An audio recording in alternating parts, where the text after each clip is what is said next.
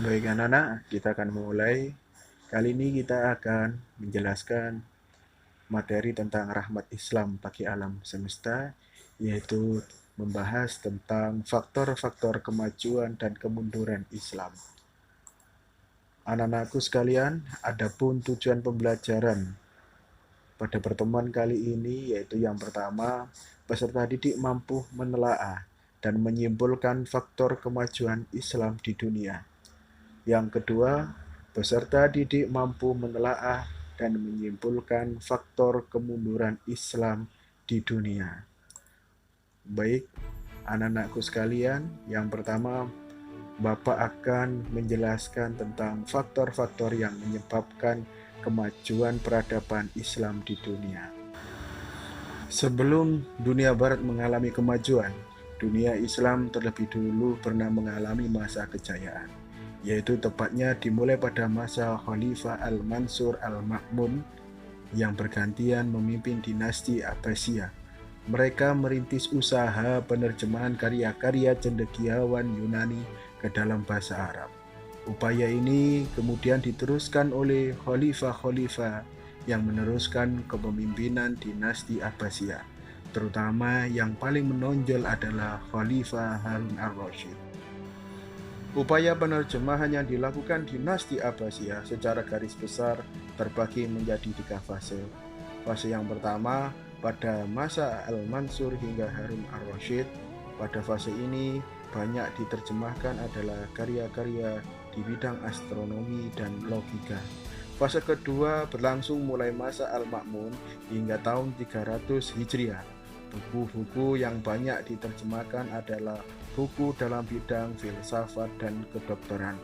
Fase ketiga setelah tahun 300 Hijriah, terutama setelah adanya pembuatan kertas, karya-karya yang diterjemahkan mulai meluas dalam semua bidang keilmuan. Selanjutnya yaitu faktor-faktor kemajuan peradaban Islam di dunia.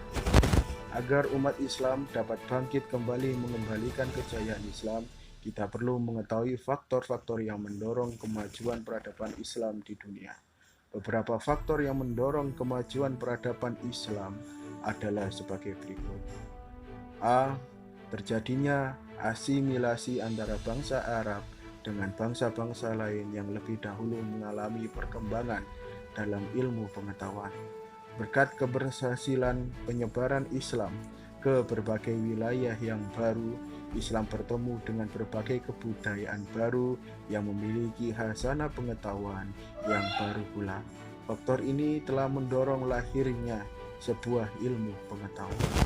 Selanjutnya, yang B yaitu kemajemukan dalam pemerintahan dan politik.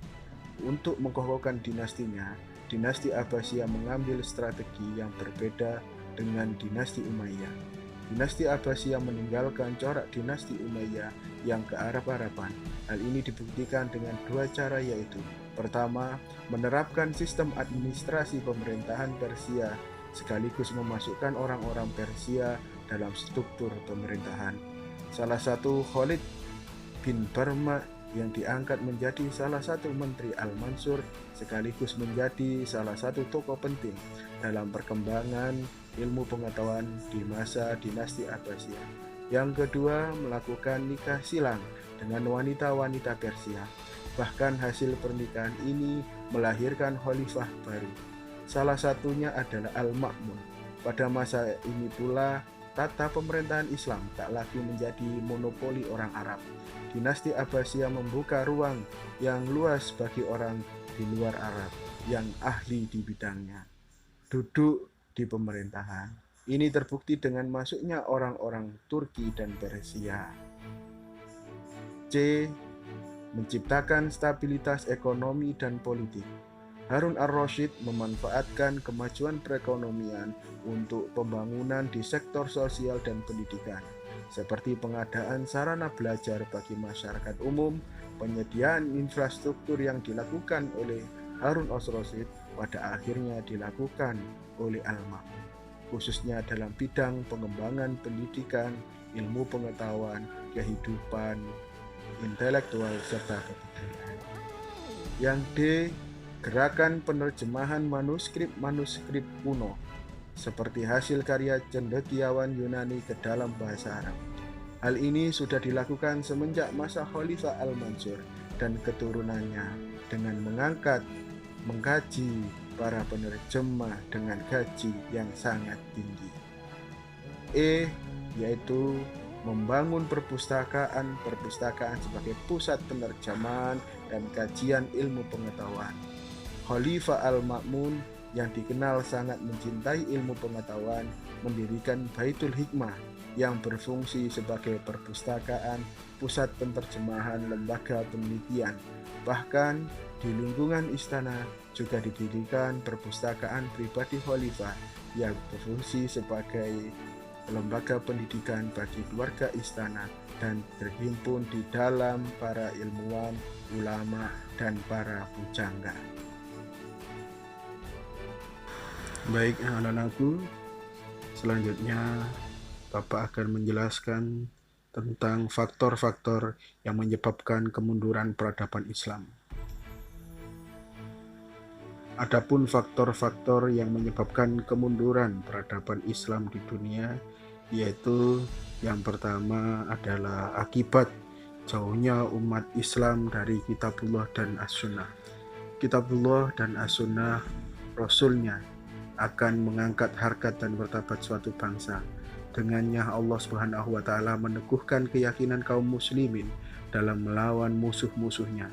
Dengannya pula Allah mengangkat suatu kaum dan merendahkan kaum yang lain. Jauhnya umat Islam dari Kitabullah dan Sunnah Rasulnya merupakan salah satu yang mengakibatkan umat Islam kini mempunyai konsep diri yang buruk sekali.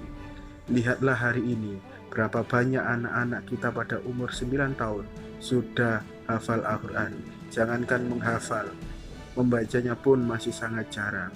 Berapa banyak anak-anak kita yang paham bahasa Al-Quran hanya untuk belajar matematika, bahasa Inggris, dan ilmu umum lainnya.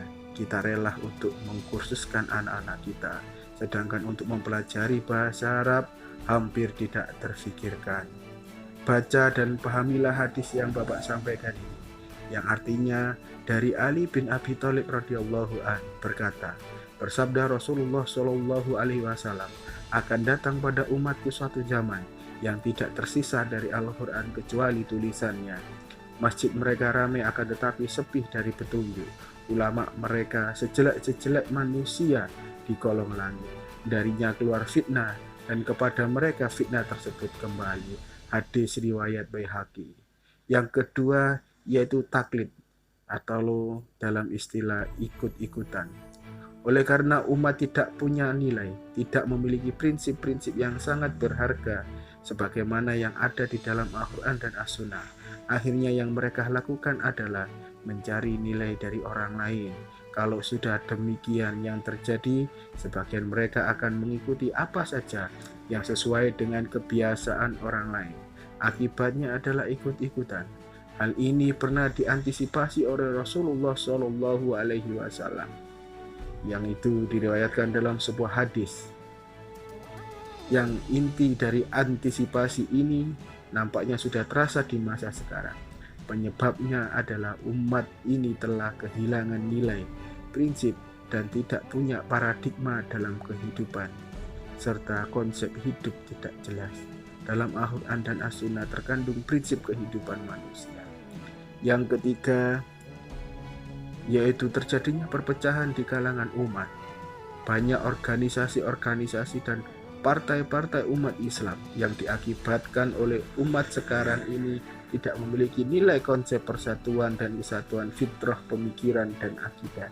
Semua merasa dirinya paling benar dan tidak bersikap dewasa, yaitu sikap bahwa antara gerakan yang satu membutuhkan gerakan yang lain. Kemudian yang keempat adalah adanya pertempuran antara hak dan batil. Salah satu pelajaran berharga bagi umat Islam adalah perang salib yang menggunakan berbagai dimensi pertempuran politik, ekonomi, dan perang di tataran keagamaan. Musuh-musuh Islam menggunakan berbagai macam cara. Mereka berasal dari berbagai macam kelompok, yaitu orang-orang yang tidak beragama, ateis, Yahudi, musyrikin, Nasrani, dan para munafik. Imam Syafi'i dalam tafsir Ibnu Katsir di akhir surat Al-Kafirun menyatakan, apapun jenisnya kekufuran itu merupakan satu pokok ajaran. Mereka bersatu padu untuk membangun satu kesepakatan dan konspirasi dengan menggunakan berbagai macam sarana. Akan tapi Allah Subhanahu wa taala akan menyempurnakan cahayanya walau orang-orang kafir tidak senang.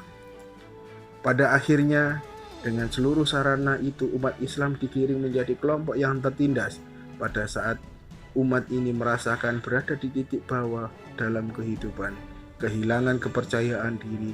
Saat itulah mereka punya peluang untuk dimurtadkan.